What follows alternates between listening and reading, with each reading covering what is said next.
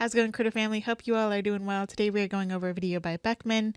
Beckman's dog training, taking a leash reactive small dog on a walk.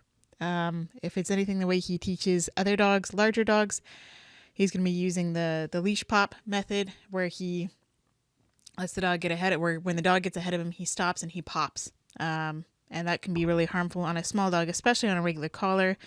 On any dog, but especially a smaller dog that can be a little bit more dangerous. So everything in this video is being used under Fair Use Act for education, criticism purposes. Nothing personal against anybody in this video. This is being used on I'm using a publicly accessible video that he posted to YouTube himself. So he never really tries to copyright strike me, but this is just what I like to say in every video now, so I can protect myself. So anyway, let's just get started. I make videos for real people. 99% of the population, 95% of the population does not want to sit there and have treats and wave them in front of their dog. Well, that's called bribery, and that's not how you're supposed to use treats. That's not how you treat or you train a dog using treats. That is just called bribery. This video is going to be loose leash walking with a small dog. You guys are always like, Joel, we want more reactive dogs. We want the dog wasn't reactive enough. So he's right now allowing the dog to pull to show a good before and after. He's showing you a before and after of how bad the dog is then versus after, which he showed before in the first clip of the video, how well the dog walks afterwards. You don't need to use his method. We see there's a knot in the leash. I don't like when there's knots in leashes because that means that the people don't have control of their dog and they need the knot there as a little bit more grip. The reason the dog wasn't reactive enough is because the method that I do when we first leave the house, which I've talked to you about, we do the method of stopping, turning around at the door, so the dog is 50% better. And you guys are always like, we want more reactive dogs. So against everything in my being. People are wrong. You don't need to see the before and after just to believe it. Whether you believe it or not, you know, the goal behind it is that you don't show the reactivity, because people need to understand when you show reactivity just for a before and after, you're allowing the dog to practice behavior that you don't want them to practice. Just like in my videos, you're not going to see a reactive dog, you know, unless there's a blow up. Which there is in a couple of videos of mine where I'm working with a dog named Zeus and I'm working with a pug named Rin. So if you look at my playlist of working through reactivity, then you're going to see those dogs on there. You're going to see some blow-ups in those videos. That is not on purpose. That is not me setting the dog up for failure. That is just a failure on my part that the dog ended up blowing up. The goal is to prevent the dog from blowing up. So if I'm making a video on a dog, my goal is to keep the video looking boring. My goal is to keep the dog under threshold, so that way they're not practicing anything being over threshold. They're not, we're not practicing them being reactive. That's the whole point of training when you do it right. When you do it wrong, people want to see a reactive dog before and after. They don't realize you're practicing that behavior. Just because you want to be relatable, you have to just trust people that this dog is reactive, or when you have your dog being reactive, that means that you are failing in training.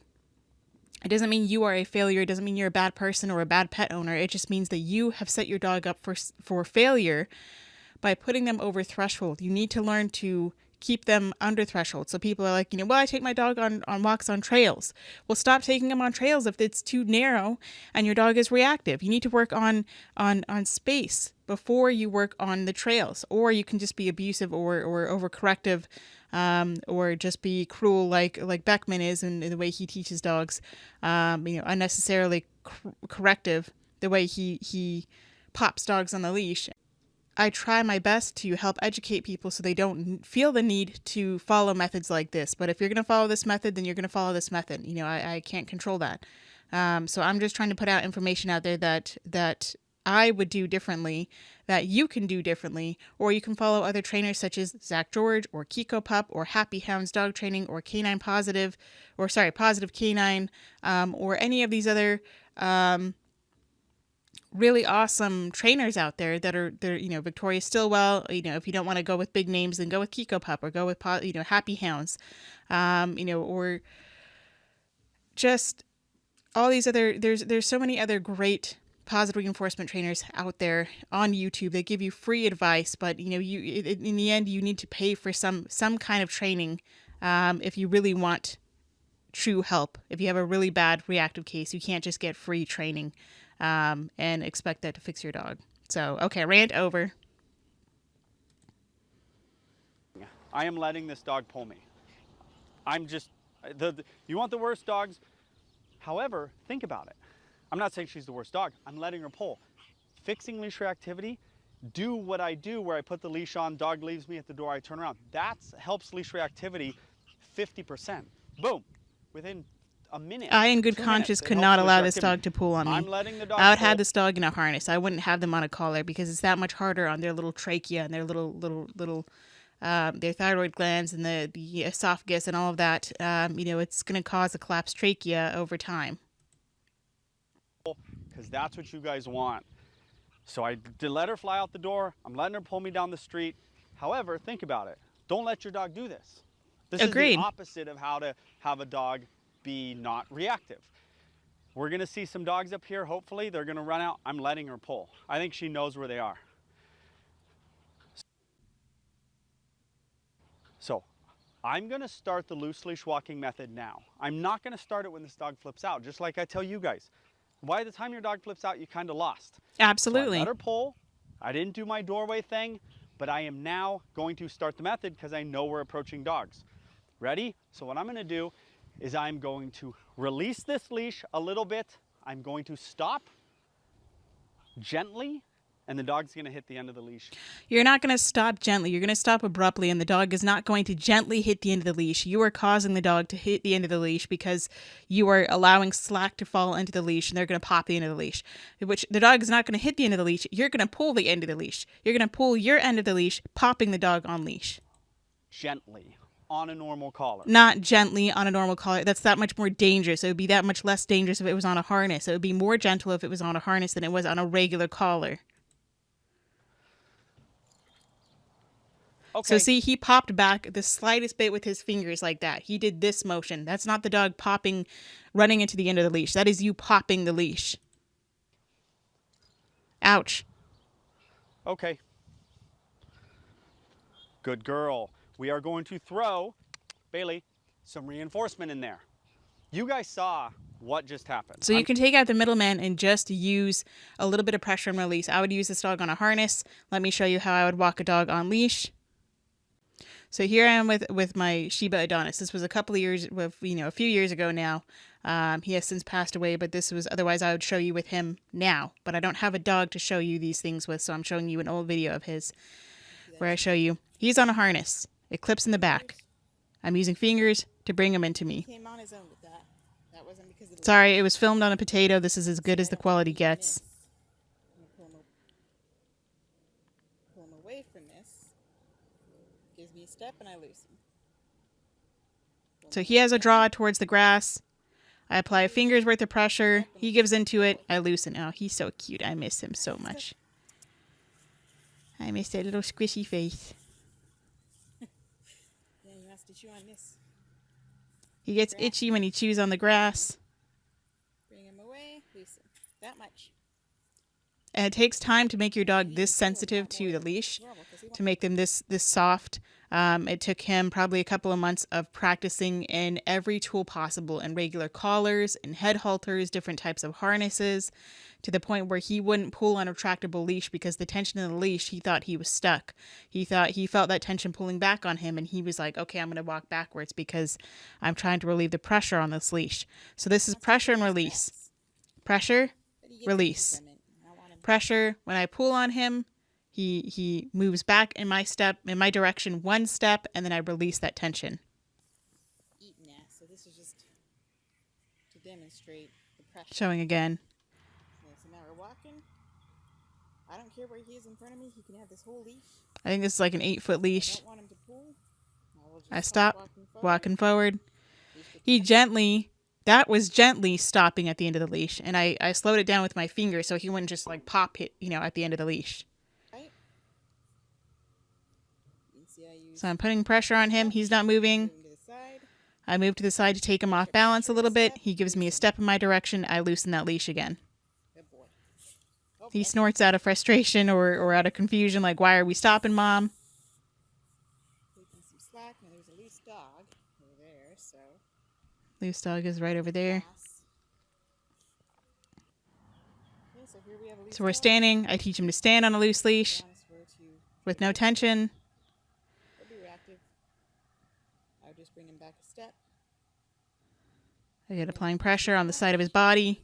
One step. Nathan, good boy. He moved back into that step, but I don't worry about it. You know, he's confused. He's like, whoa, you took me off balance. He's going to take his balance back. But he moved into that pressure, so I want to release it. This is how I teach loose leash walking. Wait for this guy to pass. And then You're still walking. here we are walking. He has all this And here he is walking. if he wants.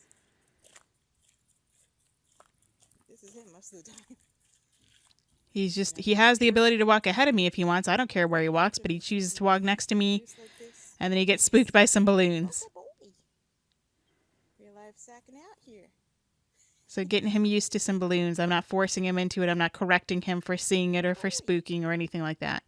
So this is how I walk a dog on a loose leash. Let's see how Beckman does it. So you see, I didn't need reinforcement when I was walking with my dog. I didn't use reinforcement in the form of food or treats. I usually don't when I'm teaching loose leash walking, because I let the walk itself be the real life reward. For certain dogs, I will use treats as an extra benefit of positive reinforcement. But most dogs are fine with just using that regular walk as their reward. You guys saw what just happened. I'm not saying the dog's going to be perfect, but you saw ever so slightly when I stopped. Come on.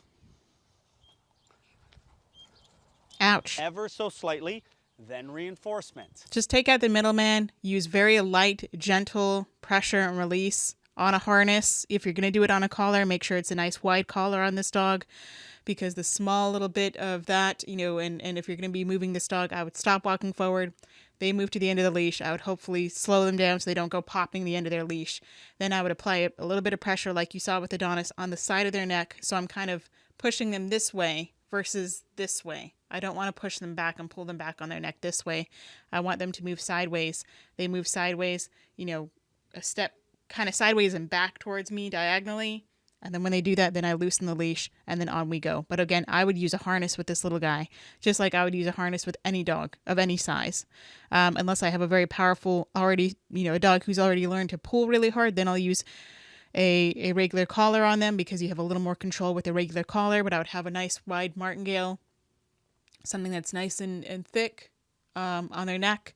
So that way they have the more surface area on their throat. And it's not just a tiny little... It's not something like this on their throat. I'm not even giving a correction. Dog's just simply, okay. Oh, no, you're absolutely giving a correction. Don't lie.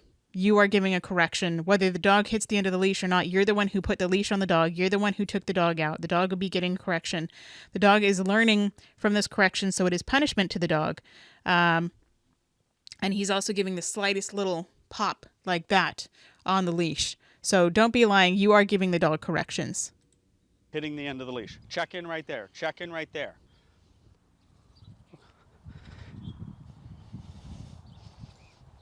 Good girl. So see, it's punishment If you because it let a worked on the dog- dog. The dog is stopping the pulling behavior. Dog do what she was doing. Her little Your leg dog is going caught in to the leash. Flip out at other dogs. Then you saw me basically do two tiny little stops where I released my arm so that the leash was loose. The dog hit the end. Here's these dogs coming up. The dog didn't hit the... Watch his hands right here. Watch how he pops. Pop. And reinforce. She saw the dogs. I saw the dogs. I instantly stopped. What I would do is I would stop ahead of time, let her see the dogs further away to where she's not going to be reactive. And then when she looks at the dogs, I would mark and reward. I use a clicker, so I would click and reward. Or you say yes and reward. And then I would start moving on. Or if she were to start to get reactive, then I would just go backwards in steps. I would go backwards in distance so that way she's further away. And maybe we're not going to pass these dogs today, but I would stand there for a few minutes, let her see the other dogs, make sure that they're not reacting, making sure the dog that I'm working with is not reacting. Mark and reward for that. I can reward for her looking at the dogs. I can reward for her looking at the dogs and looking away. I can reward for her looking at the dogs and I have to make a kissy noise or something to get her attention. She looks at me and then I reward. I can reward for anything, for her scratching her ear, making friends with a butterfly, whatever she wants. And that's what I would do to reinforce that she's able to see those dogs and not react. And then we would get closer and closer and closer, or we would work further and further and further down the road, passing the house. And that's what I would do. Hit the end of the leash. Good girl. We're going to give good girls. I am not going to do what so many people do and sit here and go, please look at me. Please look at me, doggy. Well, that's not how you do it. That's not how it should be done. No one wants to bring treats with them everywhere. Well, that's too damn bad. Too bad. That meme from Holes, like, I'm tired of this, Grandpa. Well, that's too damn bad. You keep on digging. Well, that's too damn bad, for you. You know what, dude? Too bad for you that you don't want to bring treats with you. Too bad for anybody else that doesn't want to bring treats with them. You know what? Get over it. Get over yourself. If you want to be anything that is a kind and genuine owner to your dog, then so be it. This mailbox looks really, really high. I don't know why that just kind of distracted me. It looks really high off the ground. This is like head level versus, I don't know, maybe I'm used to mailboxes being lower. Sorry, anyway. But that's too bad. If you don't want to bring treats with you, it's very, very easy. Just bring a couple of treats with you. You don't have to even. Just use pressure and release properly, not pop and release. It's not a pop and release. It is pressure and release. Very gentle, actually being gentle, like you saw in my part of the video where I showed you how I walked Adonis. And I walk every dog that way. Nobody. Well, Good too girl. bad. Loose leash. Little growl at the dogs. I don't really care about a growl. I'd be getting her I care attention. about a She lot. gave you 2 check-ins and you didn't reward her until the second one. Lunge and a bark. That's criteria for correction. Good check-in. A lunge and a bark. This is perfect. So I wouldn't have Little done that. stop and I correct. would have called her attention before she started growling and barking, and I would have been reinforcing her for checking in with me. If you had reinforced her every time she checked in with you with a tiny piece of treat, then she would learn that, oh, okay, this is more rewarding than barking at the dogs. She's not going to be practicing the barking and the growling at the dogs. Even if she were growling at the dogs, if she were right here. That's criteria for Let's see. correction. A lunge and a bark. This is perfect. So if she were here, then I would move over here in front of her eyesight and I would start backing away. I would lower my upper body half down and then I would start backing away. So let's see if he's gonna, so like this. I would be just like this, but I would be moved over a little bit more this way. So I'm in the corner of her eyesight. She looks at me and I would start backing away, creating a draw for her to follow me. And then I can reward her. I don't have to correct her for that. It's easy to correct a dog. It is so easy to train a dog using corrections. It takes skill and knowledge and experience to be able to to train a dog with just rewards and not having to really use corrections. Now, are there corrections if the dog was really barking and going crazy? If I had to drag him away, would I do that? Absolutely. If this dog is just going ape shit and I can't control them, then I'm going to drag them away. I will walk them away, and then we will reset that at a later date or a later time where we will come back and we will be below threshold, where we're far enough away from the dogs, where we know the dogs are there. We'll come to the same area. We'll stay far enough away from the dogs, over here in this area or way back over where he was in the previous area where the dog was a little bit more calm. And then I would have the dog just sit there and just look at the dogs and reward them for not growling. And if they growl, then we'll back up a little bit. And I would just reward the dog for being able to look at the dogs and not growl. And we would take a couple steps forward. And as long as they don't growl, they get rewarded. If they growl, we're going to back up again. And it just takes time. It's a process. It's not an event. You're not going to get there overnight. You don't have the right to get there overnight. You don't have, it's a privilege, not a right, to have a dog and to work with a dog. Little stop and correct. I'm not begging her with treats. Well, I'm that's not giving how her you treats do for it. looking at Begging me. with treats One is proactive. again, these mailboxes look really, really high. Maybe that's just me. Maybe I'm just crazy. But begging with treats means that you're not doing it right. And he always talks about the trainers that don't do it right, because there's a lot of trainers out there that don't do it right, but there's a lot more trainers out there that do it right. So just because you see trainers that don't do it right, my camera reset. Just because you see trainers out there that don't do it right doesn't mean that that's not the majority of people. And he likes to pick on the minority of people and make it the majority of people. One is reactive. They're actually both proactive, but dog here. So you could be getting the dog's Dogs attention. everywhere. Leaving me, gets a correction, looks at me, gets a treat. Without Get rid of the middleman. You don't need to correct the dog for leaving you. Just use a little bit of pressure and release. If she's really pulling you, if she's running away from the situation, then it means that she's too nervous. Then I would cross the street. This might be too much for her. I would read the dog and say, okay, there's times when I'm going to allow a little bit of pulling if they're really, really nervous. And there's times when I'm not going to allow it. People might think that sounds crazy that you would allow pulling. Well, it depends on the situation. If they're trying to get away from me, then I'm not going to try and worry about pressure and release right then. I'm going to worry about, okay, let's get to a distance where the dog feels comfortable, and then we're going to stop there and work on loose leash walking, making sure the dog can stand on a loose leash, and making sure that they can look at the other dog without freaking out and trying to run away. If they're trying to run away and they're pulling on their leash, then I'm going to follow them for a few feet until they feel comfortable again, and then we practice our training there. begging the dog. Come on, come on, come on. No cues. The cue to walk well is that the leash is on her. Beautiful stop next to me. This is the gauntlet. This is nuttiness. Leaving me gets a correction. Good girl. Doesn't deserve that. Good girl. She got treats for. She can get another treat now because she's following looking you. at me on her own. She's staying with you. Rarely was I saying her name. I could. You should be giving her cues so that way she knows that gives her a fighting chance to avoid the correction. But he likes to give corrections. He gets off on giving corrections, is what I say. Whether he does or doesn't, it seems like he gets off on getting corrections. Like he gets rewarded somehow for giving a dog a correction, which is how a lot of other trainers who use force and fear and pain and intimidation, it feels like that's rewarding to them as well. Is correcting the animal. I don't want to talk to the dog constantly. I don't want to constantly. I talk to dogs a lot, and people say I talk too much, but I'm giving them good cues. I'm giving them, the ability to understand.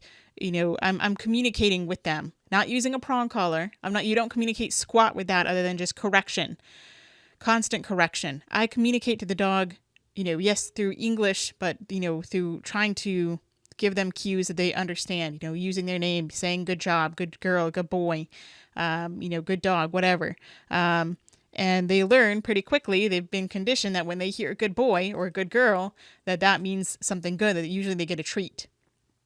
From me, I happen to condition dogs accidentally that when I say good boy or good girl, they know that means something.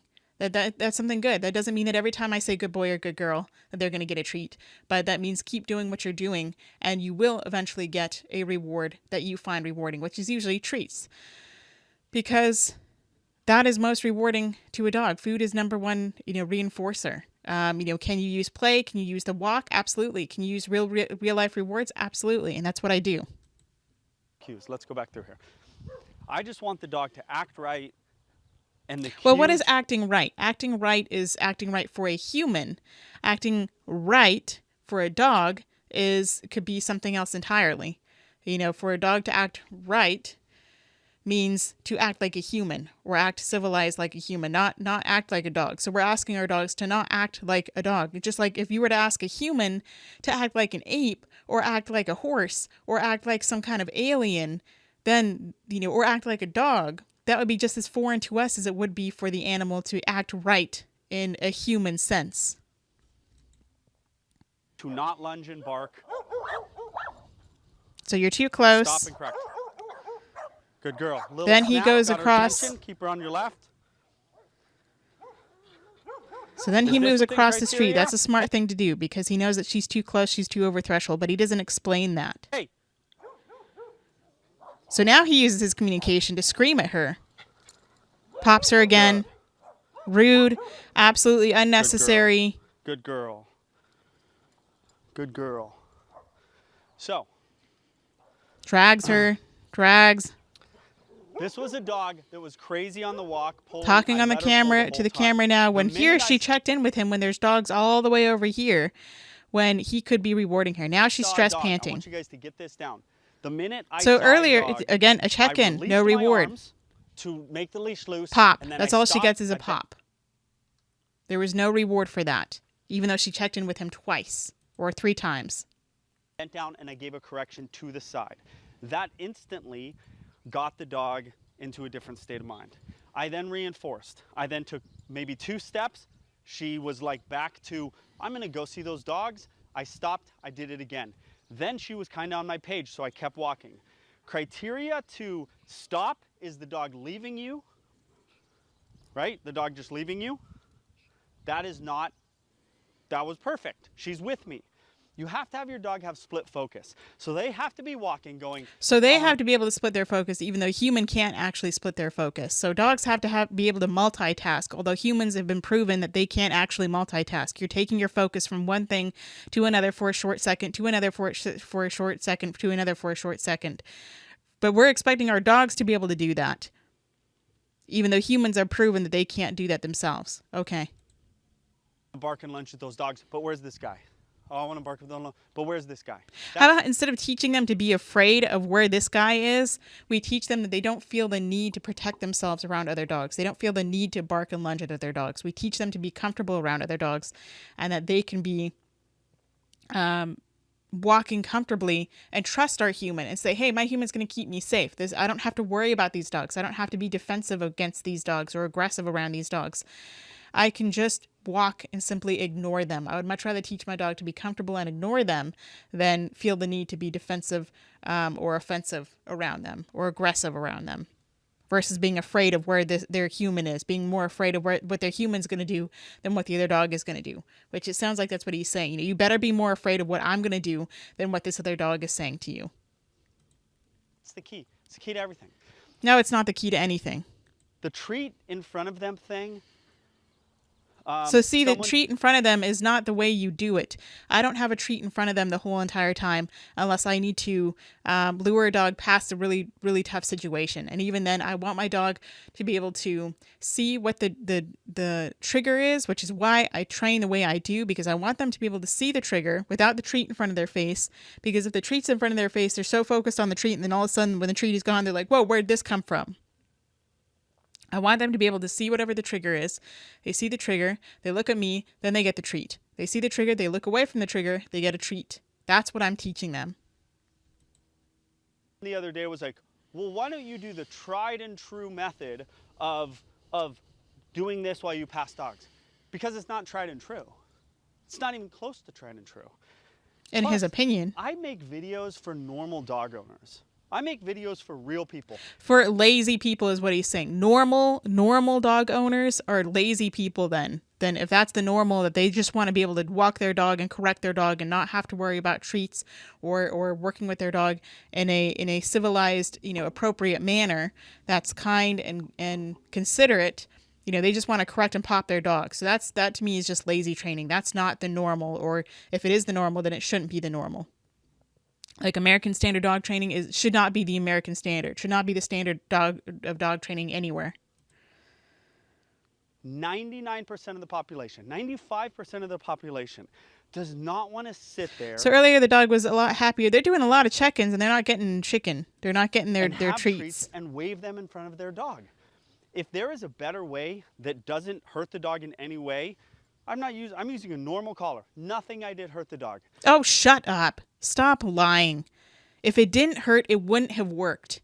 If it didn't cause some kind of discomfort, whether it's discomfort, which I would have to absolutely believe that, even this much, jabbing yourself in the throat with your own power, that's discomfort. That is discomfort at the least and pain at the most. The dog didn't yelp. The dog shouldn't have to yelp for it to be considered discomfort. It wouldn't have worked if it didn't cause some kind of discomfort, Joel. So stop acting like you're being gentle, like you're being kind. You're not. You're just a POS full of it. If there is a better way, let's do it. I don't want There a is bunch a of better way, but you don't want to do it because you're too lazy or too ignorant or too prideful in your ways. You get off too much by correcting dogs. Whereas there's a better way. I just showed you the better way. I show you the better way.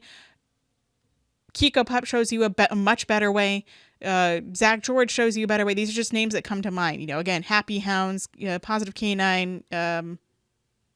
There's a lot of other names that I can't think of right now. You know, Happy Tails, I think, is another one. Lots of great trainers out there. Victoria Stillwell. You know, if you don't want to go with the other famous people, then, you know, go with, again, just look up and do your research. And you don't have to listen to me because I'm harsh and I'm blunt and I'm, you know, try to speak up for the dog. But if you do, then I have videos on my channel in playlists that you can watch, you know, either, you know, obedience or working through reactivity, where I explain this and I show you with dogs that I work with. I don't want to always have to have treats. Not that it even works. I don't want to have to correct the dog. But I don't even want to have them. I don't want to have certain collars. I want a normal deal and to be able to go on a walk normally. That's what my people want. That's what my clients want. That's why we've been successful. We're not telling you guys to get all this stuff and do this. Dude, just go on a normal walk. Apply the stop Ouch. and pop method, but you got to understand Stressed. what to do body-wise. The dog was really happy Stop, before, and now the release dog those is arms. stressed. Let the dog leave you. Leave me and go bark at those dogs. Look at that stressed Pop. tongue. The dog is fearful The of White him. Elephant Gift Exchange, a time-honored tradition, equal parts holiday cheer and psychological. And stay right there, just like my doorway method. When you're like, oh, see, I'll do this all day. I would. Okay, you do that all day and it's abuse. You correct your dog all day long, that's abuse. Then look at me. If she wouldn't have looked at me after that little pop, if I took one more step and she left, pop. I took one more, like a step like this, left, pop. I would have said, you're not able to handle this. I'm not going to sit here and just pop you all day. We're going to turn the other way, get her refocused. Okay, you with me this way? Then we would have flipped back around and dealt with those dogs again while she's on my page. And I would have stopped and she would have said, oh, what's up, Joel? Treated, and we worked our way through them. But you got to turn around sometimes too if the dog can't handle it, right? You know the stop and pop. You also know the stop, pop, and turn. The turn. It shouldn't be the stop and pop at all. It should be stop, reward, stop, turn. I mean, I've sung this song a million times before. So we're just going to end this video here. Let me know what you think of this video. It's just sad and annoying that you know, he still does this, especially with such a tiny little dog, that he could cause so much, you know, so much damage if you're not careful when you do this kind of thing. So thanks for watching. Hope you all got something from this video. Go say hi to your little critters. Say hi to for me. Give them some kind of love and they appreciate. Until next time, practice peace, patience, and positivity.